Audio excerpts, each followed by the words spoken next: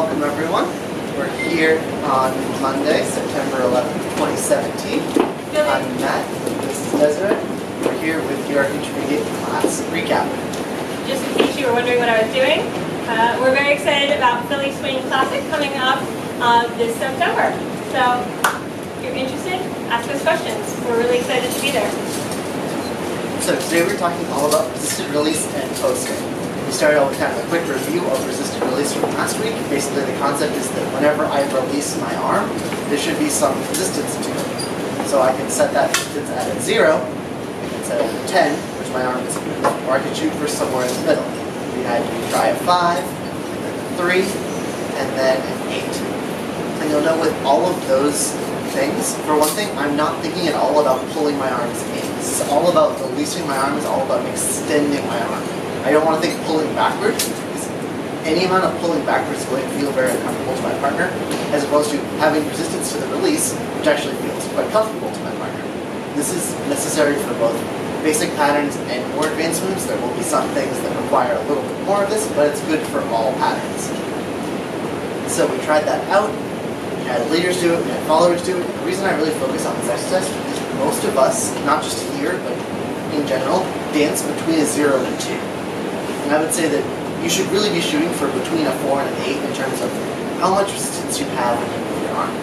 The other key point is that whether I'm a 3 or I'm a 9, the distance that my arm extends doesn't change. It's not like when I'm a 0, suddenly I let my shoulder go, and when I'm a 10, when I'm a 10 doesn't move. When I'm a 9, suddenly my arm just doesn't move at all, right?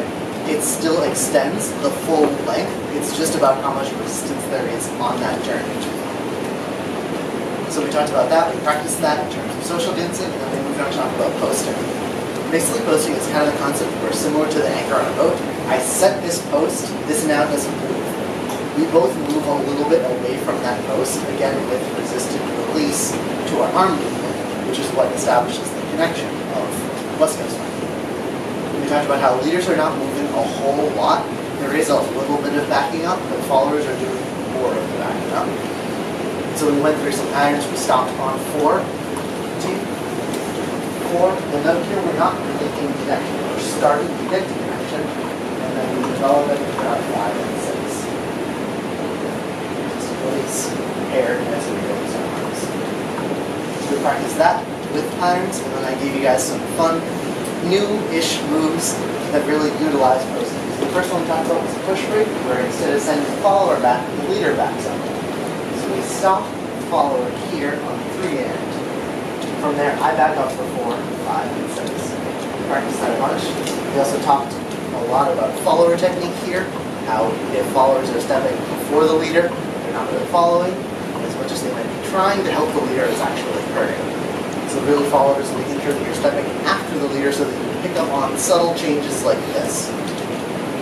The next move we talked about was a whip, where it's the same concept. Instead of redirecting my partner on the 3 end, thinking about stopping, walking around for 5, 6, 7, 8. And so then in those 2 moves, as a leader, since I'm changing something, I'm thinking about filling up the slack in the connection more so than like, we do a push break where I back up. I'm not going to then force Desiree to fill up the slack of the connection. It's just not really polite or fun to get through.